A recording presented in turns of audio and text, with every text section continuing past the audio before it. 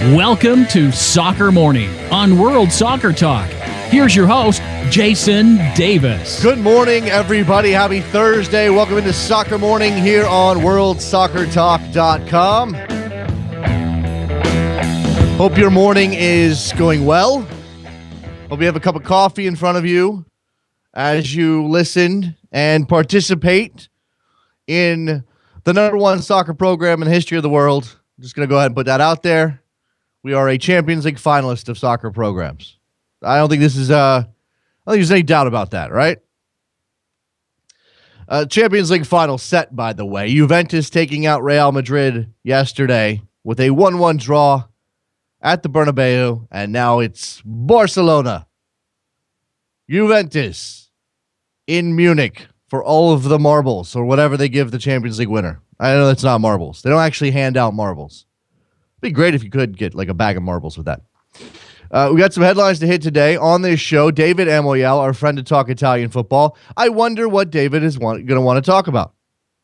I wonder what we can go into with David. It's probably going to be something about Juventus. It's probably going to be something about that performance yesterday, the win in Turin, the fact that Juventus did something nobody really thought they were capable of doing. And I guess the question, and this is the analysis, anytime one of these upsets happen, how much of that was Real Madrid just not playing well enough, and how much was Juventus? You have to give Allegri credit for everything he's done at Juve. They've won the league title, and they're going to the Champions League final. That's pretty stunning. Pretty big success. Also in the headlines today, this is the top American story, I do believe. Gideon Zelalem, the Arsenal prodigy, formerly of Maryland, Ethiopian by background, German by birth, has chosen to play for the United States and now has been cleared by FIFA to do so. He has been added to Top Ramos' U20 World Cup roster as they get ready to play in New Zealand at the end of this month. Just about 2 weeks from, not even 2 weeks from today. A little bit less than that. We'll talk about Gideon Zelalem later on in the show when I open the phone lines, get your thoughts on what this might mean for U.S. soccer. And again, I think it's important to reiterate that I like the fact that they're putting Gideon Zelalem in the U20s. This isn't fast-tracking him in the Julian Green mold. Now, maybe if the infatuation of Jurgen Klinsmann continues, we see him later in the summer. But for the time being, we get an opportunity to see him participate in a U20 World Cup, go up against his peers, and perhaps Top Ramos can get something extra out of his team because they have a creative force like Zelalem on the field. I don't want to load the kid up with expectations, I guess is what I'm saying. We have been burned before, and while everything I've seen of him gives me reason to believe he's going to be an excellent player, we are so quick to crown these guys as saviors that I'm trying to hold back. Trying to. People are very excited. Trying to hold back. Also in American soccer news, Don Garber planning a visit to St. Louis next week to discuss the possibility of expanding to St. Louis. St. Louis has come up a couple of times.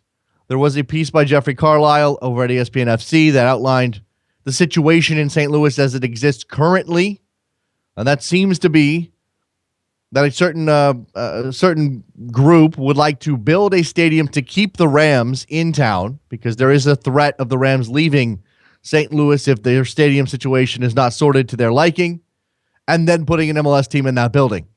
Now, MLS has already done this with Atlanta.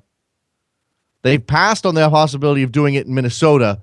Where do they fall on the idea of a new NFL building that is that they could capacity reduction system or whatever the hell they call that? Let's put some sheets above everybody's head so it looks like it's only 25,000. How do they feel about that in St. Louis? And again, the St. Louis has an amazing soccer pedigree. History just coming out everywhere when it comes to soccer in St. Louis. And I would love to see it, but I think it's important to have the right situation. So we'll find out what Don Garber finds when he goes to St. Louis next week. Brad Friedel, former U.S. international, longtime Premier League goalkeeper, is retiring at the end of the season at the age of 43. No real surprise here. Friedel hasn't been playing much for Spurs. He'll move into an ambassador role for that club, also become a Fox soccer analyst and shift his life out to Los Angeles. Brad Friedel had 450 Premier League caps, 310 consecutive Premier League appearances, which is a record. He played 82 games for the United States, and at various points was an incredible goalkeeper for the USA. He played his last international game, I think, in 2005. He certainly announced his international retirement in 2005. That's a decade ago. How many people who are new to soccer within the last decade, and that's a lot of you just based on age, don't really know about Brad Friedel? I would guess it's a lot of people. But he was up there with the greats. He just happened to be coming around. He happened to have his career coincide with Tony Meola in the beginning, Casey Keller for much of it, and at the end, Tim Howard, who passed him by. It's a career worth celebrating, absolutely, Brad Friedel. And he's got that funny accent where we all love. DC United beat Orlando 2-1 at RFK Stadium last night. Chris Rolfe with the winner. DC United continues to... I saw the word surprise used in somewhere today. Somebody I know who covers soccer said DC United is a surprise. I'm not sure that that's the right word. I'm maybe surprised they've been this good, the best start in team history. But it shouldn't be a surprise that they're effective. They finished first in the East last year. And Chris Rolfe is on fire for DC United. In Spain, you remember we talked briefly about the possibility of a strike over some of the television revenue sharing after Spain's government passed a law requiring certain division of television funds. A court has ruled against the players when it comes to that strike, and games will go on this weekend. I know some people out there have been we're a little upset at the possibility of missing out on La Liga matches this weekend. This is the opportunity for Barcelona to go ahead and salt away their title. But I do wonder about the issue of not allowing the players to strike if they have a legitimate argument over the division of these funds. I don't have a full understanding of this by any stretch of the imagination, but people we've had on the show, including David Cartledge, have outlined that this is an issue that just won't go away in Spain. The decision to redistribute funds is good for clubs just from a very basic level. But when it comes to the players, second division players who are included in the country's players union are not getting what they believe to be their fair share, which is why this strike was planned. And while we all hope that the great games go on, I certainly don't want that to come at the expense of the freedom of the players to make a statement if they need to. We'll continue to monitor this story, perhaps look into it a little bit deeper with some of our guests in the very near future. Speaking of going deeper, let's talk about Juventus doing what no one thought they could do, getting past Real Madrid in the Champions League semifinals. They'll play Barcelona. David Amoyal will join us to talk about it all. Soccer Morning, WorldSoccerTalk.com. Be right back. You're talking too loud. I can't hear you calling.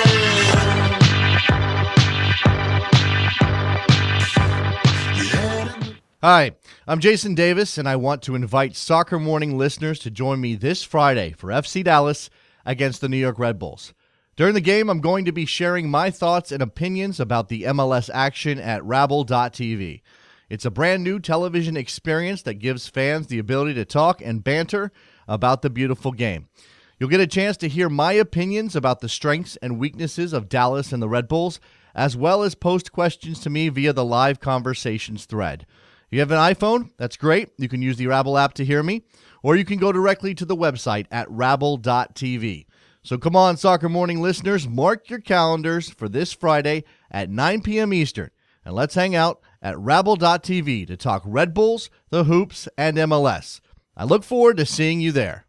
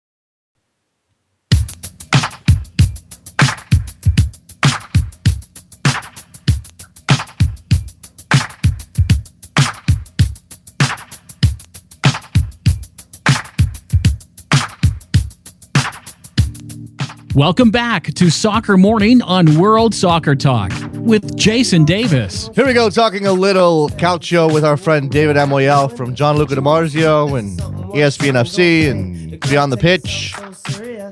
How are you, David?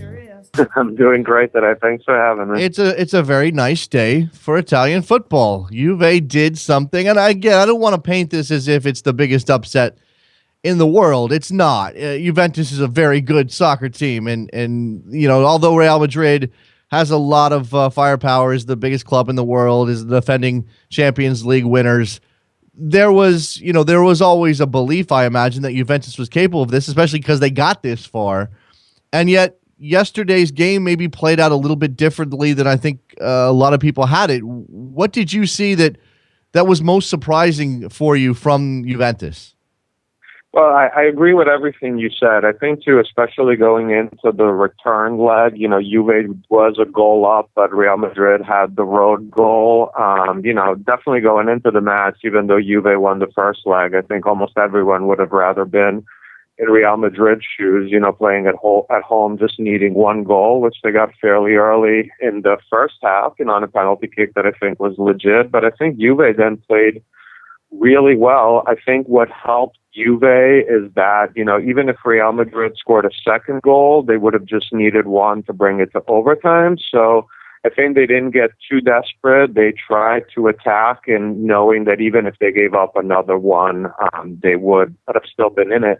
So I think their coach, Allegri, really deserves a lot of credit for how he's managed all the matches in Europe so far. I wouldn't say, you know, until Real Madrid, they had a particularly difficult road to get to the final, but, you know, you can only play the matches that you have, and it's not uncommon for teams that get to the final to get some breaks. So I think Juve has to be very happy. They have to be thrilled with the job of their coach.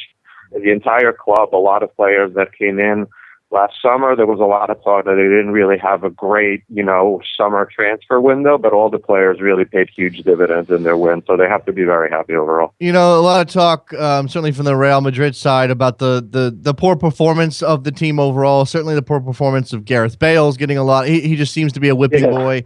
But also Ronaldo. And you know, Ronaldo, he scored the penalty. We know that. He scores in semifinals. This is what he does. Has the record, I think, 10 goals in Champions League semifinals. And yet I don't think that he was particularly influential. What did you see tactically that allowed Juventus to hold Ronaldo to a dull roar? Well, you know, Ronaldo does have a great track record against Juve. You know, he scored in both matches this year. I think last year as well, he scored in both. He definitely scored in at least one. I think, though, Juve's defense deserves a lot of credit. I think Chiellini hasn't had a particularly great season. You know, I like to joke around that when Suarez bit him, it's like someone in The Walking Dead just becomes a zombie. And he kind of struggled a little bit, but he really played really well, I think, against Ronaldo in general. You know, he's an old school defender that likes to man mark, you know, strikers, and I think he did pretty well overall here.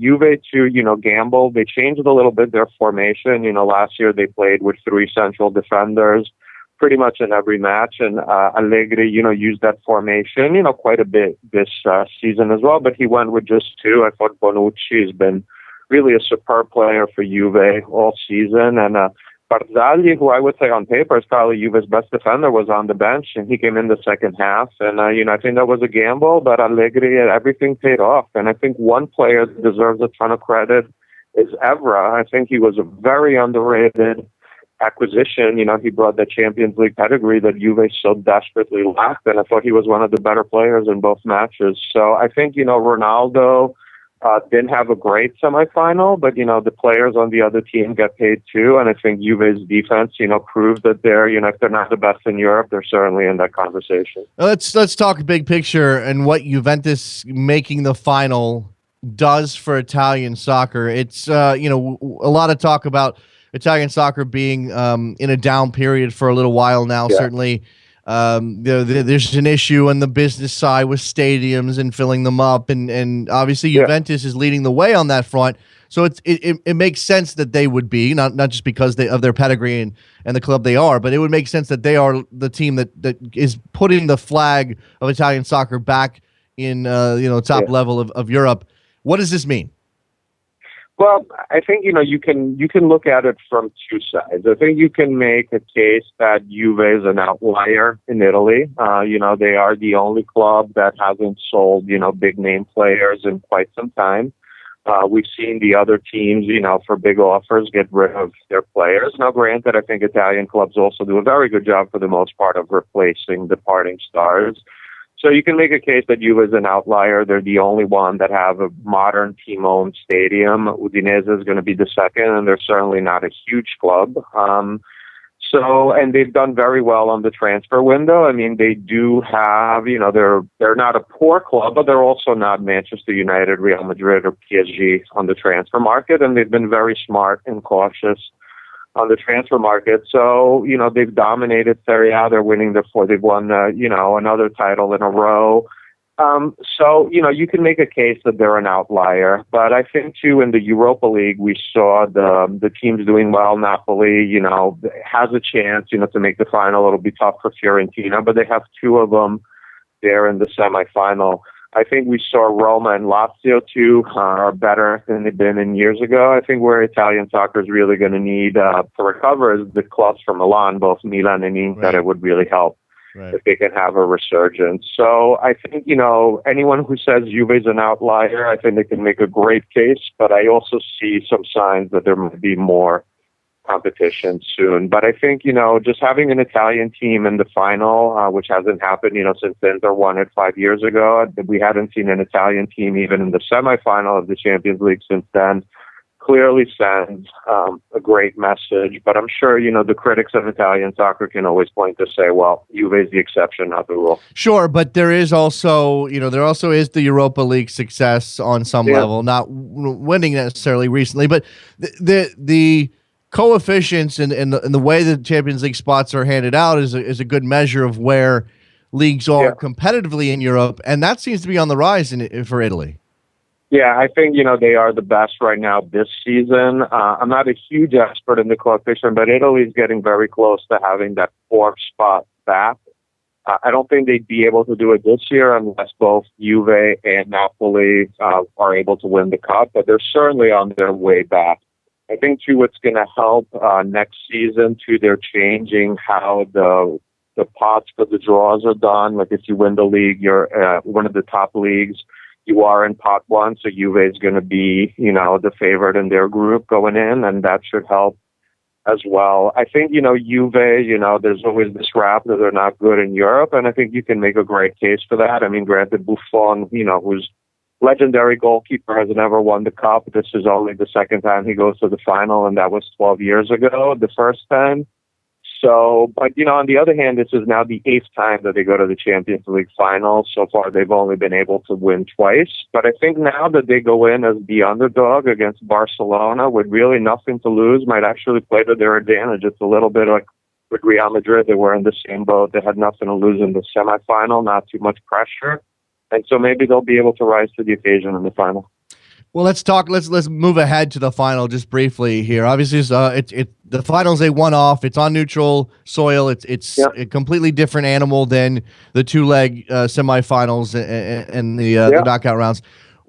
Obviously, some of the talk has been about Luis Suarez going up against both Chiellini and Patrice Evra, who he has significant history with. When you look ahead, though, and obviously the way Barcelona is playing on the attacking end with those three superstars, it's going to be a Herculean task. Does Allegri just need to bunker in and shut it down, or can he actually afford to go out and try to play a little toe-to-toe with Barcelona? Well, Allegri does have a good track record playing against Barcelona with Milan, and the Milans he had were nowhere near as good as Barcelona, and he always played them very well. So I think he deserves a lot of credit for how he managed Juve in Europe. And I think, like you said, you made a really good point. This is just one game. It's not two legs. I think over two legs, I would say Barcelona is an overwhelming favorite with the quality of their front line, over two matches. In one game, pretty much anything can happen. And Juve has shown that they're very dangerous on counterattacks. We saw that against Dortmund, and we saw that especially in the first leg against Real Madrid. So I think, they definitely stand a good chance. Granted, that front line of Barcelona, I've been watching soccer for close to 30 years. I have a very hard time thinking of a trio as good as them. I can think of duos that I would say are as good, but not three like that. But I think if there's any defense in Europe that can slow them down a little bit is Juve, and I think the track record that Allegri has shown against Barcelona, his teams are just very organized and compact. I think, they won't totally park the bus, but they'll definitely try to take advantage of some counterattacks. So how crucial is, the performances of players like obviously the stars of Juve, the players that people know outside of Italy, Pirlo, Pogba, and I want to come back to Pogba's performance yesterday, but how crucial are those players, obviously Carlos Tevez at the front end of the formation, in trying to hit Barcelona on the counter? Crucial. I think to me the best sign for Juve is how well Vidal played these two matches against Real Madrid. Right. This has been a tough season for him overall. It was because of the knee injury. It's because he played in the World Cup, and all the speculation there was in the summer over his future. So I think, he had a difficult season, but to me, he completely redeemed it. I thought he was the best player, probably in both matches against Real Madrid. So I think you can make a great case that Juve and Barcelona, have amongst the best midfields too in Europe. We've talked a lot about the attack on Barca and the defense on Juve, but these are really elite midfield. And I think too, Marquisio has been superb for Juve this season. I think with Bonucci and Tevez probably been their best player. So I think Juve has, some weapons to do well against them too. I think Pogba yesterday looked a little rusty. I was surprised that he started and even played as much as he did. He came out in the last minute. Yeah. I thought, Allegri would maybe bring him in the second half if they needed a goal. But he'll be healthier for the final. And Juve, has already locked up the title in Italy, so I really think they're going to really be playing a lot of their bench players, so they're going to be getting ready for the Champions League. So, granted, they're definitely the underdog, but when you look at how everything's lining up for them, I think they couldn't be happier with how things are going towards the final. It certainly looked to me like Pogba was not match fit and moving a little slow and definitely not on top of his game, and yet he played a crucial role in Morata's goal, which pushes Juve into the final. I think it's interesting to think about this Juve team, and they're going to bring in some players, and you and I can talk about that briefly. Dybala is lined up, and you mentioned that Edison Cavani could be a target, but you have this situation where Tevez is talking about going back to Argentina. Paul Pogba is a target of the biggest, richest clubs in the world and may leave.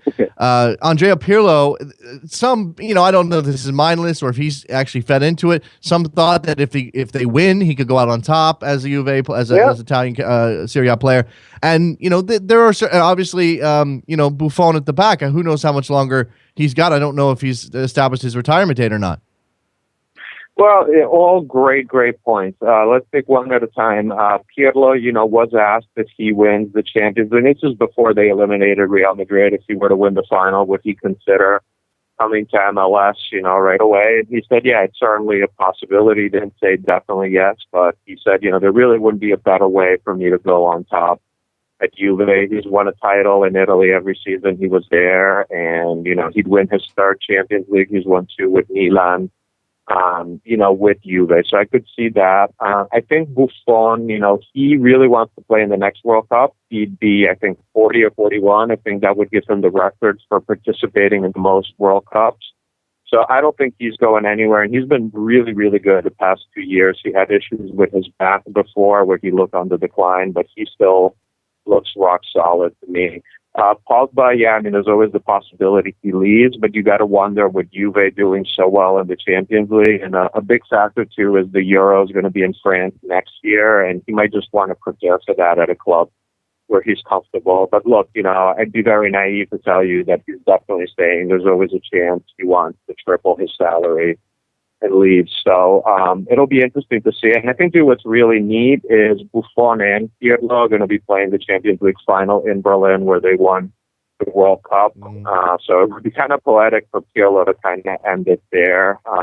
Yesterday, Buffon had a great tweet. After he won the World Cup in 2006, Juve was relegated because of the referee scandal, and he went to the second division, and he said, that's the beauty of life. I won in Berlin, and I went to the second division, and now I'm going back to Berlin. So, and that's really like the beauty of life in his career. So it's going to be an iconic match. I think Tevez, too, it'll be interesting to see.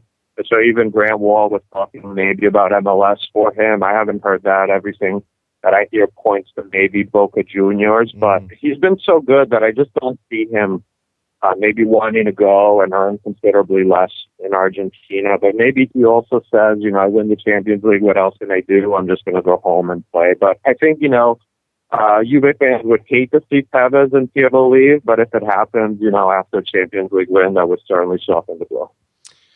The reinforcements that Juve can bring in. I mean, again, whether or not all of those players leave. I mean, you certainly outlined some will stay, some will probably go. We don't know, but after this Champions League final, it'll be a question of whether or not Juventus can stay on this level and they can reinforce this team enough to make another run at it next year.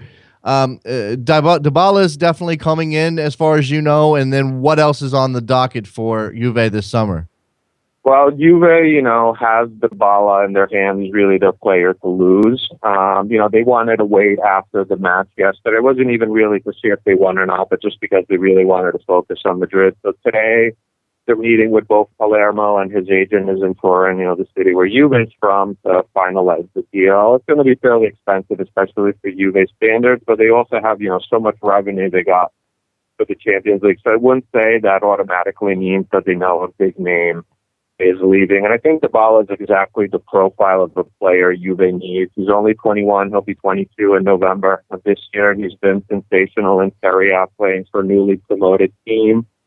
He has a great pedigree. A lot of people say, he had just one good season, but he was also a very highly rated prospect in Argentina. Ideally, Tevez stays with him one season and teaches him, how to be a champion at Juve. And, they have a front line with Dybala, Tevez, Morata that would be really, really impressive. And the other player they're looking at is PSG's Cavani.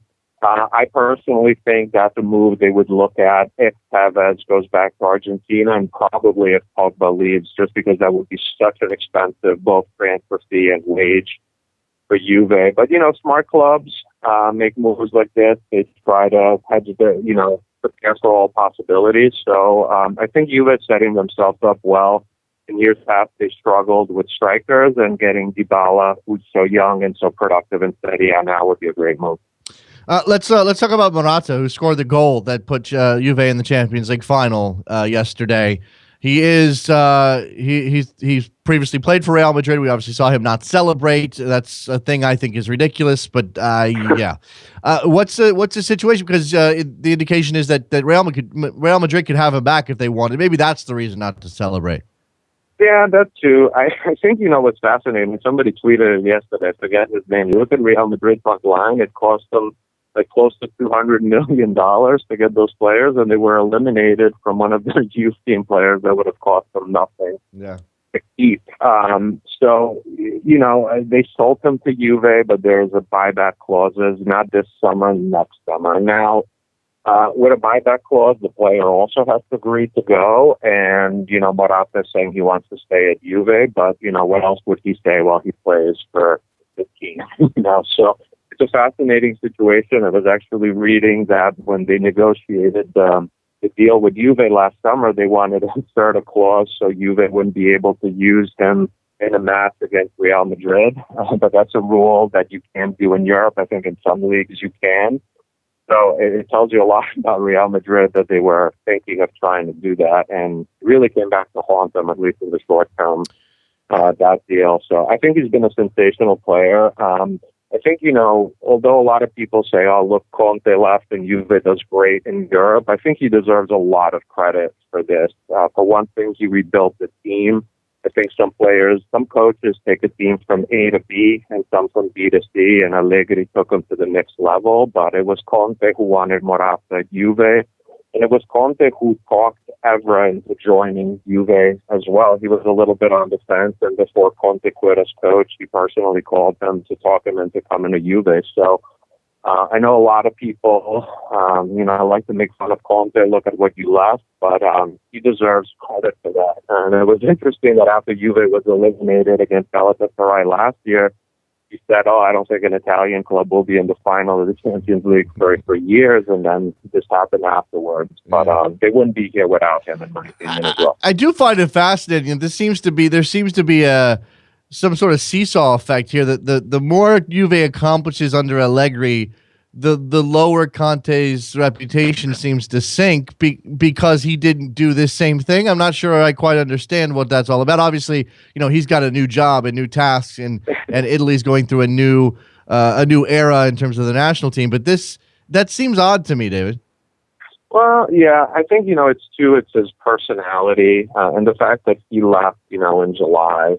From what I understand, he wanted to leave at the end of the season, but Juve told him, take a break, figure out if you just need a vacation. And in the meantime, they were selling season tickets, telling fans that he'd be back. But that's maybe being a little bit too cynical. But, I think it's more the fact that the way he left and the fact that in Europe, he always gave the team an excuse to lose by saying, we can't compete with big revenue teams. And you look at Allegri, took the opposite approach. When they were in a group with Atletico Madrid, Conte would have probably said, we need to finish second and just get out of the group. While Allegri kept talking, we need to win this group. So I think he changed the attitude. I don't think any less of Conte based on what Allegri is doing. I just think, like I said, some coaches are great at rebuilding you, taking you from A to B, and then you need a coach that can bring you another dimension, and that's what Allegri did. So, to me, Conte is all over Juve being in the final as well. Look, it's great that it's great for Italian football that Juventus has gone this far and made the Champions League final. We'll see what happens in Berlin against Barcelona. But David, again, I come back around to some of the issues that Italian football has faced recently when it comes to competing on a level terms with the other top leagues in Europe. And for all the success they're having on the field, that's leading to a better coefficient. And if Napoli can win the Europa League and Juve wins the Champions League, maybe they'll get a spot back, et cetera, et cetera.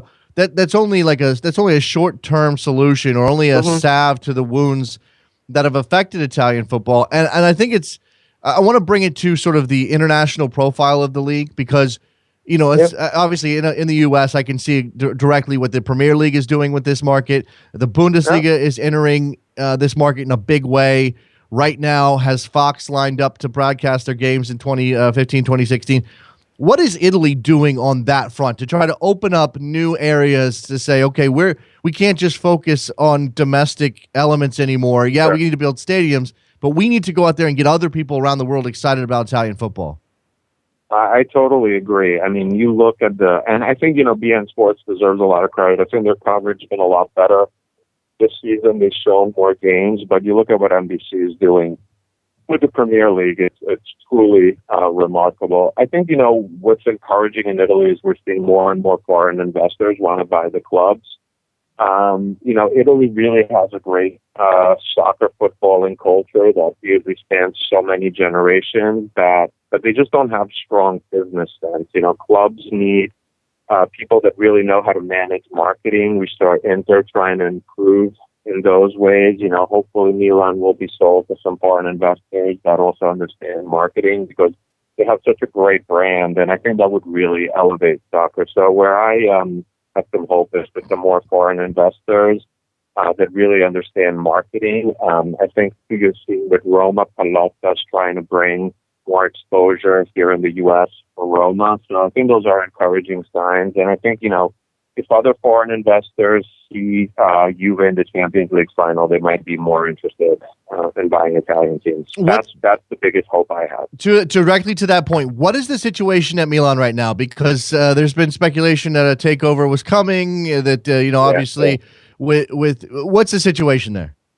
It's very murky. Like I was there was this Thai investor, Mr. B, as he was called. I was very skeptical from the get-go. I read an article in Forbes magazine saying that he just didn't have the revenue to do it, and he had all these random groups supposedly sponsoring him. But then you'd ask yourself, why would these random groups who could afford Milan on their own even band together? So I was very skeptical from the get-go. To me, it seemed like a publicity stunt for him, and Milan was using him as a distraction strategy from what's been a really awful season for them. Now there's a lot of talk of Chinese investors, even all the way up into the Chinese government, who has a former prime minister that has a relationship with Berlusconi. So I think that would be a much more serious and interesting takeover. We actually saw Lippi, who coached the Italian national team, go coach in China. There's a lot of Chinese investment in general in Italy, so I'm hoping that's going to be the outcome. On the other hand, Berlusconi has a history of using Milan for political reasons, and maybe this is all a big stunt for political reasons, and right before the election, he'll say, I'll keep Milan Italian, I'll make Milan great again. So it's just a very murky situation. Hopefully there'll be more updates, and hopefully he'll sell the majority to this Chinese group. So you believe that it's time for Berlusconi to step away from Milan? I think so. I think, in his mind, ideally, he gets a minority investor that's just going to give him money to pay off the debts and buy players. But I have a hard time seeing someone doing that, giving a lot of money to not have much power, and for Berlusconi to still be the star, the one that everyone thanks for the team being good. So, he's been a great president. I remember when he took over and all the championships they've won, but he just doesn't have the desire. I mean, he has the money, but the recent divorce he had, his daughter, Marina, controls his money more than he does, and she's just not as interested in Milan as he is. So I think all things considered, the best outcome is if he sells the majority to someone that's serious about making Milan great again. It would be lovely to see Milan become a great side again. Certainly Inter making their attempt to get back on top. It's David Amoyal. Find his work at Gianluca Di Marzio and various other places, ESPN FC, and he's a contributor to Beyond the Pitch as well. David, it's always fun to talk Italian soccer with you. I very much appreciate your time. Well, thank you so much, Jason. It's nice to talk after a big win yesterday for Juve, and I thank you always for having me on and for talking about Italian football. There you go. Let's take a break. When we come back, we'll open up the phone lines, talk to you, whether it's about Italian football, Juventus, Gideon Zelalem, Brad Friedel, 646-832-3909. Be right back.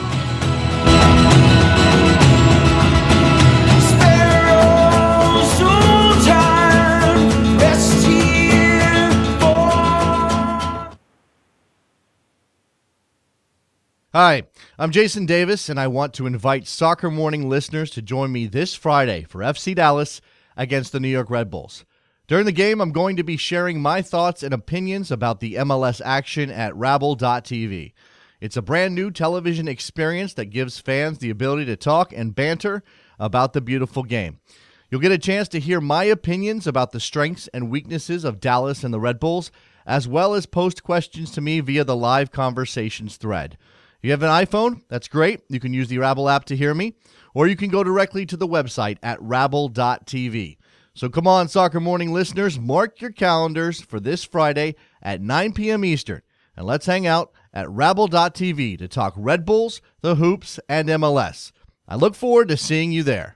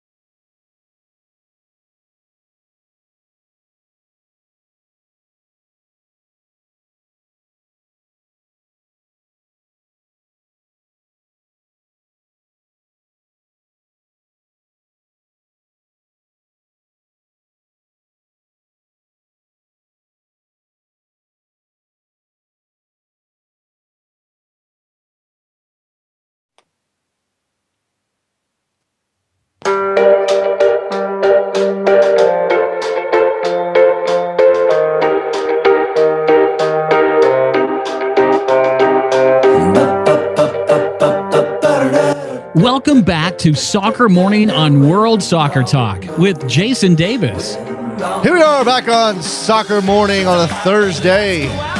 Thursday's one day closer to the weekend.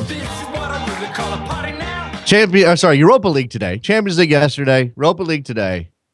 No MLS today. MLS last night. MLS tomorrow. I'll be doing Rabble.tv stuff tomorrow for Dallas and the Red Bulls. So looking forward to that. Today's my kid's birthday. He's 7 today. 7-year-old kid.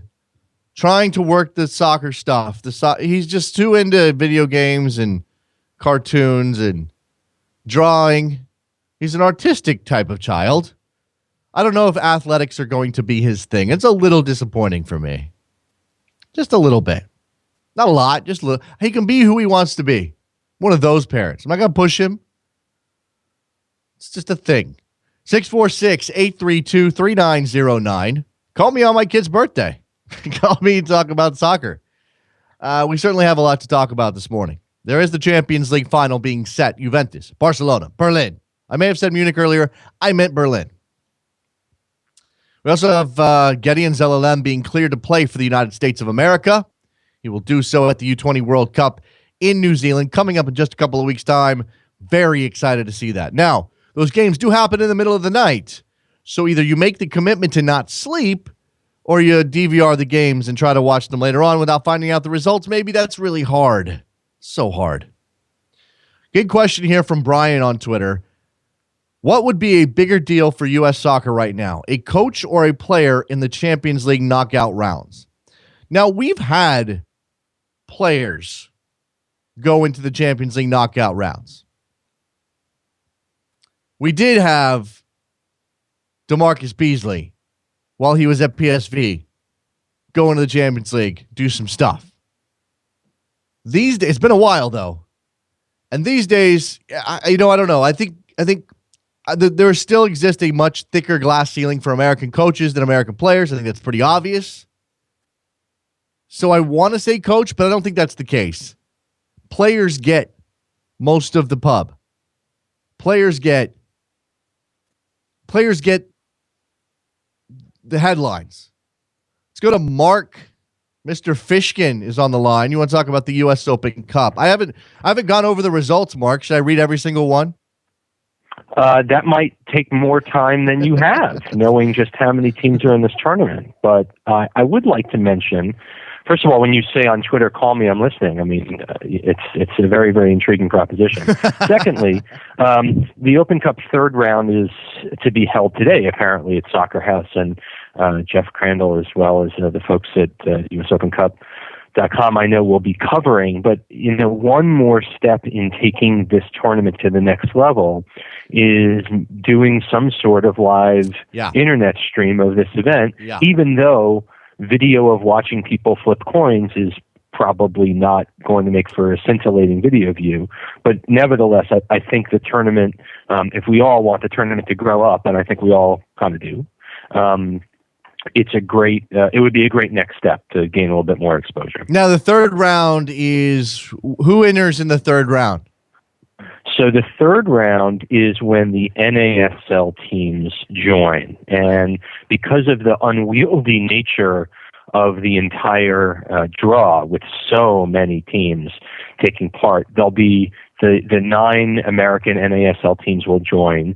And then most of the matchups, or I guess about half the matchups, will be between second round winners. So it's kind of a disjointed sort of draw. And then, the next round is when MLS joins. So, for fans in those MLS cities, they definitely, it's a day to be excited about, I guess. Yeah. We know the NASL teams are putting this tournament at the absolute top of their list in terms of gaining acceptance around American soccer as not just a Division II league. So it's an exciting first step towards that inevitable confrontation. They certainly, U.S. Soccer could put up a web stream of this and should. I mean, let's just be honest about that. But if that's not something they're ready to do right now, and maybe I throw this out to Mr. Crandall, who may or may not be listening at the moment, they could Periscope it. That's a thing now, right? You could put it on Periscope, and people could just watch a live feed from Jeff Crandall's phone. And I think that would be a step in the right direction. Again, not exactly the Champions League draw or a big UEFA draw or a FIFA draw. I mean, I honestly think it's, let's look at the clipboard. Okay, who's next? Let's flip a coin. But still, you're trying to generate some interest and excitement around this tournament. It's huge. I have 90+ teams in this tournament. And, for a team like Harpo's, which I think, and I don't know if you've covered this yet, I mean, this is an actual pub team that is now won 2 matches to play a USL club. They're 2 wins away from playing an MLS club. And, I mean, you want to get national sporting attention. How about a bunch of guys from the pub playing their way to play in an MLS stadium? I mean, that would be a phenomenal story, and that's what cups are all about. Yeah, Harpo's beat BYU on penalties after a goalless draw in regular time. So that's a good story. Cal FC lost, so they're out, but they're not necessarily our darlings anymore. Mark Fishkin from Seeing Red. Make sure you check that out on backheel.com. Mark, anything else you'd like to share? No, I'm making my first trip to Texas tomorrow to see to Frisco to Toyota Park, so I'm very much looking forward to that. So if you're listening and you're in Dallas, come find me and say hi. There you go. Appreciate the call, Mark. Thanks a lot. Thanks. Yeah. Yep.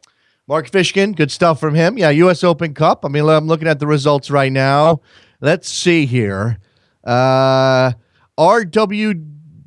Adria lost to Lansing United 4-2 on penalties. The Brooklyn Italians lost to the Long Island Rough Riders 3-1.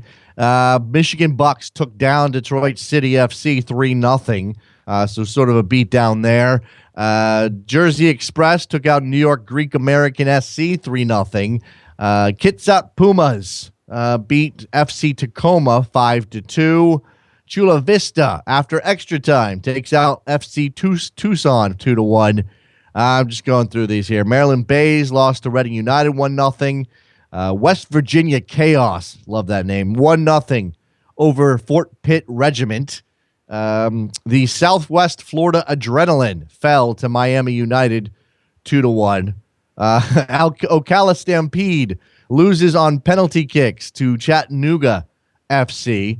So you've got some interesting results in here. I have no idea about the quality of these teams, relatively speaking. We all know Harpo seems to be the biggest underdog of the bunch. But before next coming up next is the third round draw. And Mr. Crandall, please Periscope said draw. 646-832-3909. Not one person is so excited about Gideon's LLM that they have to call the show and express that joy. I'm a little surprised by this. Isn't this something we've been watching and tracking for like months now? Whether or not Gideon's LLM would actually turn out and be a United States international? Stephen Goff of the Washington Post has been all over this with his local sources because LLM played so much of his youth in Maryland. I'm just surprised that we're not going giddy today. We're all keeping it in perspective? No. American soccer fans don't do that. American soccer fans do not know how to keep it in check. We just don't. We get too excited. We overhype players. We look for the savior of Americans. We imagine, and I think there's something interesting. And I wrote a piece for ESPN FC about ZLM maybe 2 years ago at this point, almost 2 years ago, when he was really just a baby phenom who we didn't know if he would ever not only play for the U.S., but sort of amount to anything as a professional. He still had a long way to go, still does. But I wrote something about the pull of ZLM being the position he plays and the skill set he has. That he is a step beyond what we usually see. That he is a mythical 10 for a country that doesn't produce 10s. We just don't produce 10s. We have good attacking players, creative players. Benny Feilhaber and McDiscrude on his best days, and there's some kids in the system, including Christian Pulisic, who people will tell you is really good. But I think this is different, and yet people aren't excited about it. Joseph doesn't want to talk about it either. He wants to talk about DC. What do you want to talk about? East and West Conference in MLS. Yeah, I mean, I am excited about Gideon's LLM. Right, don't get me wrong. Good. But I need a noisemaker today. Go ahead. 8 games or so into the MLS season, I know there's always a constant talk that the Western Conference in MLS is the absolute better conference. Does it still look like that 8 games into the season, or is the East holding up their end? Is the East, giving the West a run for their money? Well, I'd have to look at the head-to-head record so far. I don't have those in front of me. But let's just consider the fact that right now the Chicago Fire, who I don't think are a good team, they have improved a little bit over the course of the year, but I don't think they're a good team, are in 6th place in the East. Toronto FC, who has struggled and lost to Houston in their home opener, is in 5th place. Meanwhile, out west, Vancouver, FC Dallas, Seattle, San Jose, okay, surprise there, Sporting Kansas City, LA, Real Salt Lake, who has the talent, even though they've struggled, I think will round into form. Portland, who just got Diego Valeri back. Those teams are in 7th and 8th. I think the West is better. I'm not going to say it's a lot better. I'm just going to say it's better. Okay. I think that New York City, Philadelphia, Montreal, and Orlando are all pretty bad soccer teams right now. And that's true statement. Those are the 4 teams that are likely to miss the playoffs right now. I mean, if you extrapolate over the course of the season, things may change. But those are the 4 teams that are probably going to miss the playoffs. And like I said, that gets Chicago in. And Chicago was bad to start the year. They were really bad. So, you can make an argument, I guess, because the top teams in the East are pretty good. But it gets real thin. Yeah. It gets real thin the farther down the standings you go. Yeah. No, it's a good take on it. The East just doesn't have the depth. But watching, Columbus play Seattle this weekend was kind of an eye-opener. Yeah, the East does have a lot of quality. They do, and I think that game was interesting for a lot of reasons. I don't think the Sounders played up to their usual standard in a lot of spots, and clearly Columbus has a good team, certainly a good attacking team, and I think Seattle's weakness is their defending right now. So, those things came together. But, yeah, you could certainly say, I think the top 4 or 5 teams, 4 teams at least, in the East can go toe-to-toe with anybody out West. It's just that once you get down farther down the standings, things kind of change directions a little bit. I got anything else, Ben? Yeah.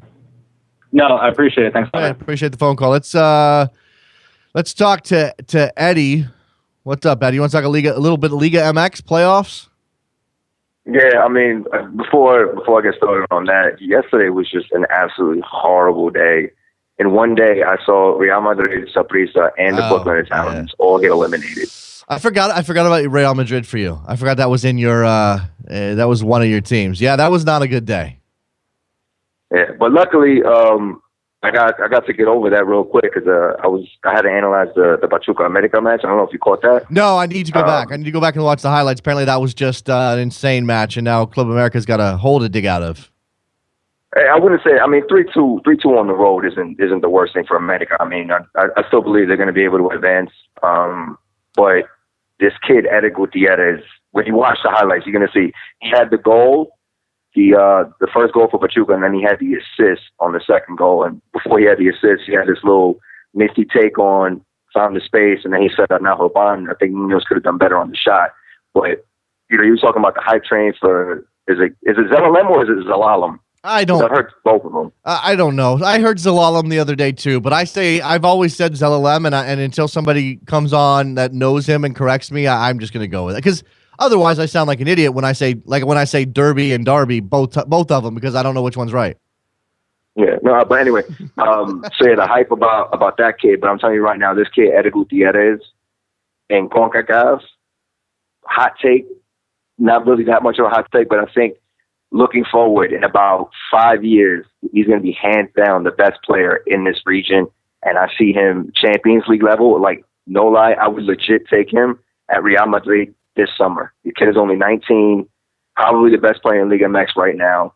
And if anybody is not paying attention to Pachuca, they need to pay attention, especially if you're a U.S. men's national team, because they have a lot of young Mexican talent there. They got Irving Lozano, who's also 19. He's going to be at the U20 World Cup. Everybody knows about Jürgen Damm. This team is stacked with young talent, but Eric Gutierrez against America in the playoffs was by far the best player on the pitch, and I recommend everybody go watch it. Okay, fair enough. Keep an eye on Eric Gutierrez at Pachuca. Eddie, appreciate the phone call, man. No bones to pick today. No sadness. Bones, man. Just knowledge. Knowledge about Pachuca and Eric Gutierrez, but sadness mainly. Yeah, I mean, I'm still a little somber, but I'll get over it. All right. It's just football, Eddie. Yeah, at the end of the day. Well, but it's also life. Blah, blah, blah, blah, blah. Appreciate the phone call, man. Thanks a lot. Yeah. All right, There you go. Let's talk to Alfonso. He wants to talk about Gideon. Maybe I just go first name only. Is it Zalalem or is it Zelalem, Alfonso? What do you think? We'll do Gideon. How about GZ? All right, GZ. I'm good with GZ. That's good. Well, I wanted to call in and talk about how I think there's a little bit of a maturity from the inside the bubble for the soccer fans of the U.S. So, coming from a we've heard all these hype up kids before, and even up with Julian Green, we've seen that the kid does have some talent, but we just haven't seen any production yet. So I think we're a lot more we're excited, but we're not going to be over the moon over anything until the guy produces on the field. I hope especially for his club team, right. And especially for the U.S. national team. I think what the U.S. could be more excited about is the concept of Gideon Zelalem. These kids that are have some affiliation with the United States and are choosing to come play for us. Yeah. They see us as a place where they can develop. And the United States has never been a place where we lack for talent and athleticism. The place is really is identifying talent. And I think for all of Jurgen's faults, I think maybe his coaching staff and his infrastructure is helping unearth and persuade some of these kids to actually join up. Now, whether or not it proves to be any fruition, who knows? It cuts both ways a little bit. I mean, I'll give Jurgen Klinsmann and his staff credit for going out and doing the work of, I guess, recruiting. It seems a little unseemly to use that word, but let's just be honest, it is recruiting on some level. I'll give him credit for that. But then you have the other side of it, which is the Julian Green experience, which was pushing that kid too far, too fast within the system. And now we've all had to kind of take a step back. I mean, I don't know if he's going to be on the Gold Cup team, and I kind of hope he's not, because then you're basically saying that you value Julian Green, his pedigree and his talent, which is undeniable, over what he's accomplished to this point as a professional. And clearly he's had some issues. He wasn't going to play at Bayern Munich. We know that. But then to go on loan and absolutely bomb there, I mean, I don't know how much is his fault, how much is the coach, but it doesn't matter. You're basically saying you're rewarding a player who hasn't accomplished anything yet. So this is why I'm okay with Gideon playing. If he's going to be in the system, that's great. Play him at the youth level that's appropriate, which is the U20s, and we get the chance to see him. I don't know that bring him along slowly is something I necessarily care about, but I do think bring him along at the pace that is correct to his trajectory is the idea. You have to, I think, when you said about recruiting and Jurgen Klinsmann, you have to also imagine that the United States is one of those unique countries where we have such a multicultural background, and we're such a young country in respect to some of these other nations, that a lot of it is identifying talent, regardless of what cultural background they come from. And because we're a unique country, those kids might have, Guatemalan parents, or they might have Ethiopian parents, or they might have German parentage. But, if they have a tie to the United States and they have a sense of patriotism or a sense of being who want to play for the United States, then, it's our responsibility to identify them. Yeah. I don't know too many nations in this world that are like that. Great Britain has some of that with maybe with Jamaica, but because of their, soccer history, they value more the kids that are born in that nation. But the United States, it's all about identifying talent. And I think that's what makes us unique. I agree with you, Alfonso. I also think that it's interesting to consider, and I'm going to open this up over on the Sirius XM show, so if you are a subscriber, you should be listening. I'm going to have this conversation. Gideon Zelalem strikes me as a player who says more about American soccer than some of those other dual internationals, and it doesn't mean I don't want Julian Green on my team. It doesn't mean I don't want Fabian Johnson on my team. Of course I do. If they're good enough and they're American, I want them in my team to help us win. They represent the country that they are, they have adopted culturally and have a direct tie to from their parentage. But Gideon played here and grew up here for a while and got coaching here. And I think that says something good about American soccer. I don't know if it's it's not, we could hold up our hand, we can throw our hands up in the air and say, hooray for us. But I feel better about a player like Gideon being an American international, considering where he learned a lot of his soccer, if you know what I mean. I guess you're juxtaposing him to someone like Aaron Johansson, sure, who has a tenuous tie to the United States. But, you know, just like you've said many times before, who are we to question anybody's sense of loyalty to their country? And maybe, you know, growing up as a first-generation American, you can have split loyalties. I mean, think about those Mexican-American kids that are having that, you know, like Alvarado, that are having their chance to choose right now. And it is a little bit of a quandary within their family as to who they're going to play for. But I think that's more, I don't think it's a bad thing for the United States. I don't think it's a bad thing that for Jurgen Klinsmann to identify these kids. I don't think anyone should feel bad about having Jermaine Jones or Aaron Johansson.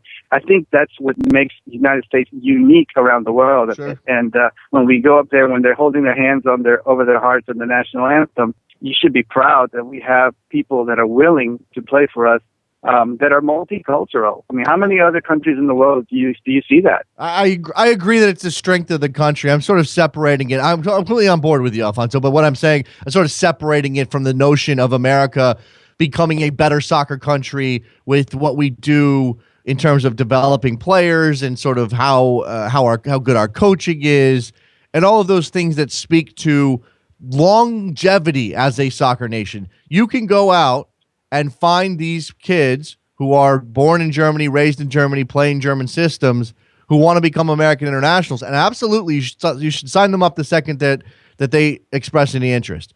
But that doesn't necessarily feed into the notion of America as a soccer nation that's going to go on into the future and become a power in any sort of real way. So I think that they're two different things. They're both positives in what I'm, you know, one is a positive about the growth of soccer because Gideon learned a lot of his soccer here, and one's a positive about the multicultural uniqueness of America and the fact that we have these people who, again, have spent very little time here and yet identify themselves as American. That's a strength of ours. That the pull is strong still, even if we've got some issues in this country.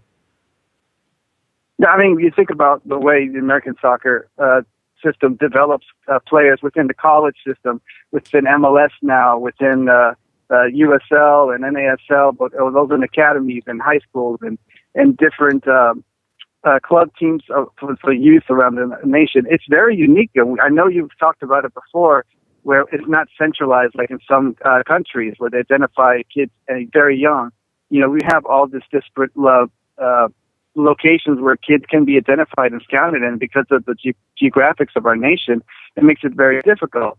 But you think about our heroes, our World Cup heroes. You know, you have Alexi Lalas, you have guys, John Harkes, who played in a college system and went on to do amazing things in the World Cup. But you also have guys like Ernie Stewart and Thomas Dooley that represent that multicultural aspect that took upon the mantle of the United States. And I think you can't have the excuse. I mean, just because you have a whole bunch of kids that grew up within the American soccer system in the geographic United States and they go on to represent the country, does that make it more valid? Any of their wins or their success any more valid than if one or two of them or three of them or half of them were from another country? I think it doesn't matter at this point. Okay. I think it's identifying the best people you have that are willing to represent.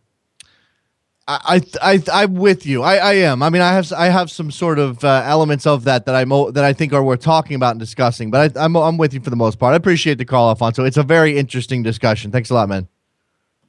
No problem. All right, there goes Alfonso. 646-832-3909. Got a couple minutes to get in if you'd like to. We can talk about Gideon. We can talk about DC United taking down Orlando last night after falling behind by a goal. Chris Rolfe is just on fire for DC. He's probably their most important player this season by far. Kofi Apare with a goal. Kofi Apare, who has stepped in due to injury at DC United, done an excellent job for them. A player that had some hit and miss times at the LA Galaxy. Never really got his shot. Never really put it together there. And he's a crucial player for a real contender in MLS. Now that's by injury. But it's still, it's great when a player can step up and perform well when asked to, despite maybe not being first choice when the campaign begins. 646-832-3909. Just a reminder, over on the SiriusXM FC show today at 11 a.m. Eastern. We've got some good guests. Thomas Floyd from Goal will join us to talk about those DC United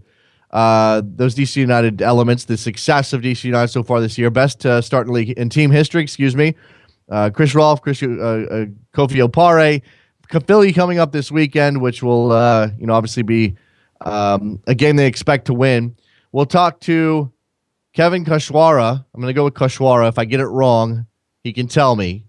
He is a freelance soccer writer, has worked for many, many publications, including Howler. I've seen his work, in many places. He's got a piece over at SB Nation long form last week on Sydney Leroux and her journey to the U.S. women's national team. We're going to talk to Kevin about the process of writing that story, some of the backlash that Sydney Leroux has faced from Canadians and Canadian soccer. It should be a fascinating discussion there. And we'll take a lot of your phone calls, obviously. It'll be a good day at Sirius XM FC 94. If you don't have a subscription, why? What are you doing? What's your problem? You should. You should be listening to that show. It's pretty good. 646-832-3909. Just closing this one out. Talking Champions League. Talking ZLM. Oh, here's a question. I don't have much time to get into this, but maybe we can do this tomorrow or on the Sirius show. Bob Bradley's tearing it up in Norway right now. Tearing it up. Second place. Stabæk is in second place and doing it without anywhere close to the budget of the biggest teams in the Norwegian league. He's getting a lot of love for the success he's having there, naturally. He's proven himself to be a good coach. And a couple of things come to mind with this situation with Bob Bradley. And number one, has your perception of Bob Bradley, the coach, changed since he left the United States national team in 2011 and gone on and done what he did in Egypt? No, he didn't get that team to the World Cup, but he got damn close, and he did it without a domestic league running amidst incredible turmoil in Egypt. Kept his head held high, was a major source of stability for a lot of people in that country, a guy who just stayed the course and did an amazing job with the Egyptian national team. Then he moves on. Now he's in Norway. He's having success in a European league. Okay, maybe it's not the best European league, but you got to get your foot in the door somewhere. He's doing it on a budget at Stabæk with a bunch of guys that either are leftovers, people didn't want them, cast-offs, or American players are in that team. He's doing yeoman's work. And now the question for me is, if he had the opportunity to come back to MLS, would you want him to? Or is it important for American soccer that Bob Bradley continue to do what he does in Europe with the potential, no guarantees here, with the potential that he could move on from Norway, perhaps into a bigger league, a more high-profile league, certainly a more high-profile job? Some good stories, a good story I read recently, some insight into him. I think it was over at SI. I apologize if I got this wrong. Something about him having to go and do some of his UEFA badge work in the middle of the season. So they have a week off. They have a couple days off. He flies over somewhere else to take some classes and comes back. Because this is stuff that you have to do. This is the guy who's coaching the World Cup, and he said some of it's like media training. That's fascinating to me. Want more of those stories. Bob Bradley doing great work. All right.